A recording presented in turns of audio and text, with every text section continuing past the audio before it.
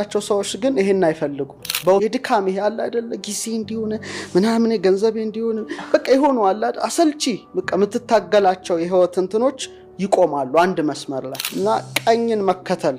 ቀኝ ኃይል ነው ቀኝ ብርታት ነው ቀኝ ጥንካሬ ነውና አንዳንድ ጊዜ ሰው ትንሽ ነገር ለማድረግ ሞክሮ አይሆንለትም እና ተመልካቾቻችን እንደዚህ ውጤታማ ይሆኑ ዘንድ እንደው ጊዜያቸው እንዲባረክ ማድረግ ያለባቸው ነገር አለ በአለማቸው ዙሪያ ከባድ ጥያቄ ነው እንዴት መልስ እንደምመልሰው አላቅም ግን አንዳንዴው አንኳኩ ይከፈትላቸዋል ይላል አይደል አሁንኛ ብዙ ጊዜ ሳናንኳኳ ነው እንዲከፈትልን እንፈልገው ካልተከፈተም እስኪከፈት ማንኳኳት ነው እዚህ መጽሐፌ ጀርባው ላይ ያስቀመጥኩት ነገር አለ ምን ይላል ፊደላት ይላል የሆነ መሰላል ናቸው ብዬ ጻፍኩና አንድ ሰው የሚደክመው እስኪከፈትለት ነው ማንኳኳት አለበት በጣም ስታንኳኳ ዝናብ ከሆነ ጀርባ ላይ ያርፋል ምን ይላል በጣም ትዳከማለህ ግን ከተከፈተልህ በኋላ ነው ቤት ገባ ልፋት የለም ከዛ በኋላ ቁጭ ማለት ነው እና ብዙ ነገሮች እስኪከፈቱልን ነው ድካሙ ከተከፈቱልን በኋላ ግን አለቀ አድናቆት ነው ማመስገን ነው እና ምን ይባላል ለምሳሌ በጸሎት ዓለም ሁለት አይነት ጸሎት አለ ይባላል አንሳሐሶ ከናፍር ማለት አድርግልኝ የምትለው የሥጋ ጸሎት ነው የተከፈተላቸው ሰዎች ግን ይሄን አይፈልጉ በውስጥ ይጸልያሉ አይነት ነው ኦሬዲ ተከፍቶልሃል አልፋ እግዚአብሔር ከፍቶልሃል ምንም የምትጨነቀው ነገር የለም እና ይሄ ድካም ያለው ነገር ይቆማል ነው የድካም ይሄ አለ አይደለ ጊዜ እንዲሆነ ምናምን ገንዘብ እንዲሆነ በቃ ይሆኑ አለ አሰልቺ በቃ የምትታገላቸው የህይወት እንትኖች ይቆማሉ አንድ መስመር ላይ ኦሬዲ ተከፍቶልሃል እና ታንተን ማርያም እንሆናለን ማለት ነው ይሆናል እንደዛ በለው እና አሁን የምመክረው ምንድነው እስኪከፈትላቸው ያንኳኩ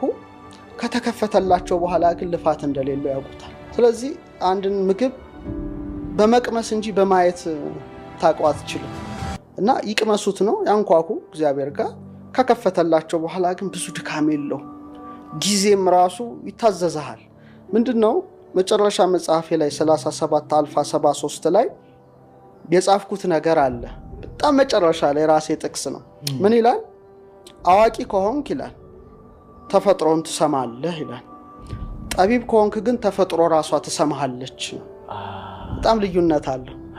ተፈጥሮ መስማት ዕውቀት ነው ግን ተፈጥሮ ደግሞ አንተን ከሰማች ደግሞ ጠቢብ ነህ ማለት ነው ኮንቨርሴሽን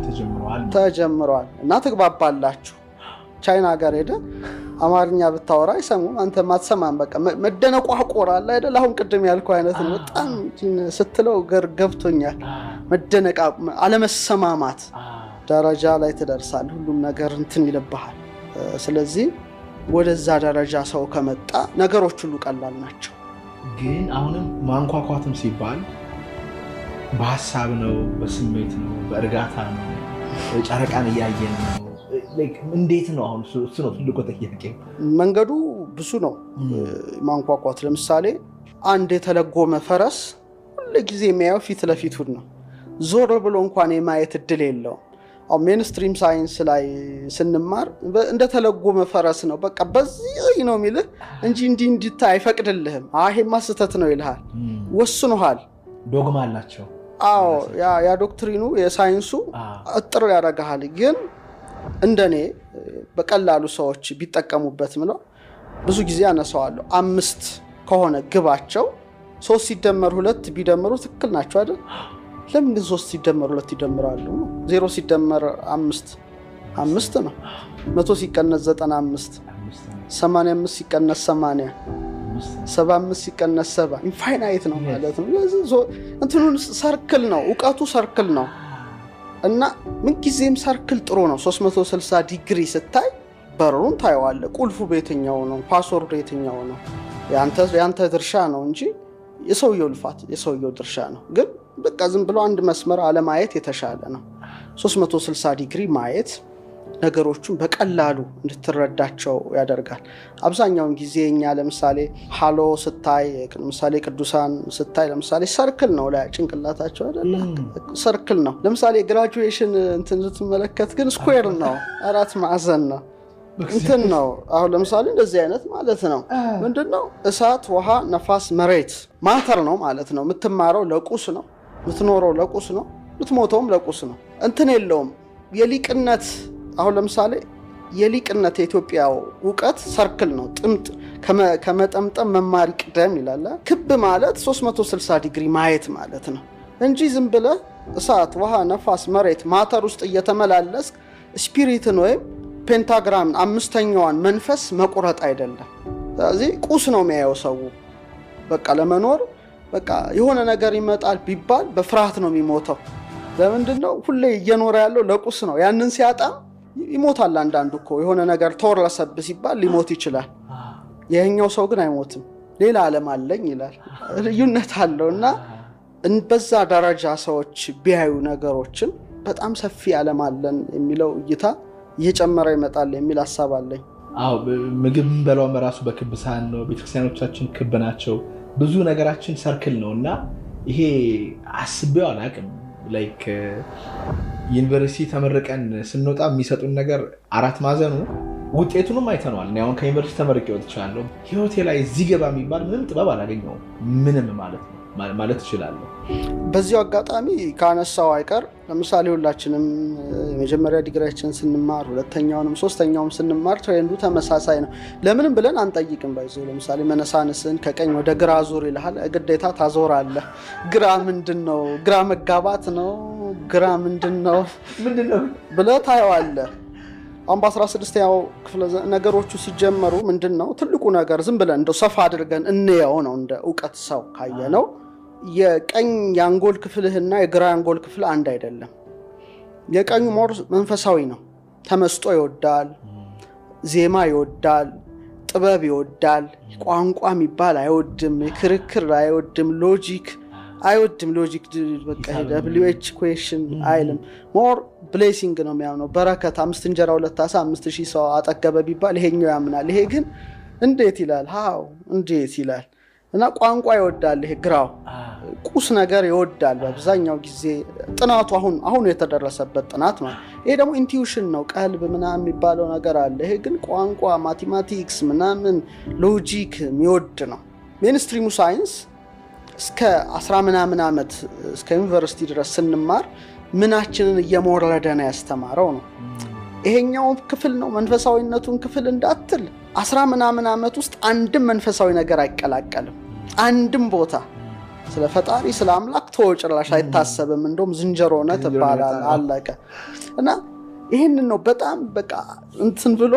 ስለ አድርጎ ይሄን ደንዝዞ ኦሬዲ ሎክድ ሆኗል ተቆልፏል ሶ መንፈሳዊ በረከት ማግኘት አትችልም ስለዚህ ግራህ ነው ለግራህ ነው የተሰጠው ስኩዌር ነው እሳት ውሃንም ለማተር ነው የኖርከው ትምርትም ማተር ነው ቁስ ነህ አንተ ራስህ ለቁስ ነው የኖርከው እንጂ መንፈስ እንዳለ ነፍስ እንዳለ አታውቅም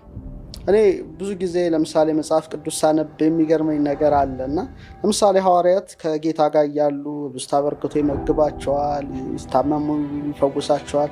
የበረከት ኑሮ ነው እና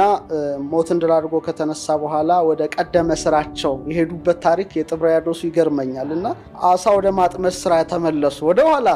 ልፋቱ ወደ ልፋቱ ህይወትና ይታገላል አንድም አሳ መረብ ውስጥ አልገባም እና መረቡን በቀኝ ጣሉት ይላል በቀኝ ሲጥሉት 153 አሳዎች ተገኙ ነው ትልልቅ አሳዎች ናቸውና መረቡ አልተቀደደም ያ በጣም ተደንቀው ደግሞ ሲወጡ ማን እንደሰራው የማይታወቅ ሌላ የተጠበሰ አሳና ህብስት ደግሞ አለ ፍሙ ጋር አስበው እስቲ የተደራረበ ነገርና ወደ ቀኝ ጣሉት የሚለው ነገር ሁሉ ጊዜ ያሳስበኛል እና ቀኝን መከተል ቀኝ ኃይል ነው ቀኝ ብርታት ነው ቀኝ ጥንካሬ ነውና ዓለሙ ግን በቃ ስግብግቡ ዓለም ወደ ግራ ነው የሚመራ ግራ ነው የሚያጋባ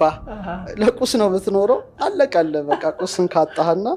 ከአንድ ዕውቀት ወደ ሌላ ዕውቀት መሻገር ነው የሚሉት ከቀኝ ወደ ግራ ለኔ ግን ስሜት አይሰጠኝም እኮ ከአንድ ዕውቀት ወደ አንድ ዕውቀት ከሆነ ለምን ከቀኝ ወደ ግራ ሆነ እና የተማርኩትም ዩኒቨርሲቲ ያለው አጠቃላይ ከሃይ ስኩል ጀምሮ እስከ ትልቁ ድረስ ግራ ብሬንን የሚሞርድ እንጂ ቀኙን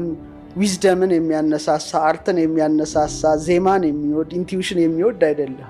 አንድም ቦታ እንዳውቅ አልተደረኩም ነው ስለዚህ ሰዎች እንግዲህ መረባቸውን በቀኝ ይጣሉ በጣም ይገርማል መጽሐፍ ቅዱስ በብዙ መንገድ መረዳት እንችላለንና እዚህ ጋር ግን አንድ የመጣልኝ ነገር ምንድን ነው ሜንስትሪም ሚዲያ ስትል አለ። አሁን ደግሞ እየመጣ ያለው ከሜንስትሪም ወጣ ያለው ሳይንስ አለ። ኦልሞስት መንፈሳዊነት ላይ የሚያተኩር ኢንቱዊሽን ላይ የሚያተኩር እምነት ምን እንደሆነ የሚያጠናው ኳንተም መካኒክስ አለ። እሱ ነው የሜንስትሪሙ ተቃራኒ ማለት ይቻላል። እንግዲህ ገና ነው። ምንድን ነው መሰለህ ለምሳሌ አጠቃላይ ዩኒቨርስ ኮስሞሱ ስናየው 100% ብለህ ይኸው አሁን 100% ለሶስት ነው የተከፈለው። በአይን የሚታየው በመሳሪያ የሚታየው በአጠቃላይ ያለው ነገር ኦልሞስት 5% ነው። ሳይንስ እኮ 5%ቱን ብቻ ነው የሚያውቀው። ኦርዲናሪ ማተር ኦልሞስት 5% እንበለው ራዲዬሽንን ጨምረን። ሌላው ግን የማይታየው 73ቱ ዳርክ ኤነርጂ ነው። እንደገና ደግሞ ዳርክ ኤነርጂ አለ። ዳርክ ኤነርጂ ኦልሞስት 73% ነው፣ ኃይል ነው ማለት ነው። ሌላ ደግሞ 27 ምናምን። እነዚህ ነገሮች ኦልሞስት 95%ቱ ማይታይ ነው። ዓለም በሰራው መሳሪያ ልታየው ማትችለው ነው። ስለዚህ ብላክ ሆልስ፣ ኮንስቴሌሽንስ፣ ስታርስ እነዚህ ነገሮች ሁሉ 5 ውስጥ የሚጠቃለሉ ናቸው። ሁሉ ኮስሞስ የምናየው ማለት ነው። አዎ ዳርክ ማተር እና ዳርክ ኤነርጂ ሊታወቅ አይችልም ዓለም በሰራው መሳሪያ። ስለዚህ ለምን 5%ቱ ላይ ደክማለው ነው? 95 ውስጥ ለምን አክሰስ አላደርግ? መብቴ ነው። ምክንያቱም እኔ ስጋ ነፍስ መንፈስ ነኝ። እንደ ስጋዊነቴ በማየው በምሰማው በምዳስሰው 5%ቱን አያለው። ጆሮዬ ድምጹን ሊሰማ ይችላል፣ ከርቀት ከሆነ ላይሰማ ይችላል። ማዛውን ላሸት ይችላልው፣ በእጄ ልዳስስ ይችላል። በግሬ ነፍስና መንፈስ አለኝ። እኔ የምለው ነፍሴና መንፈሴ ደግሞ የቀረውን 95%ቱን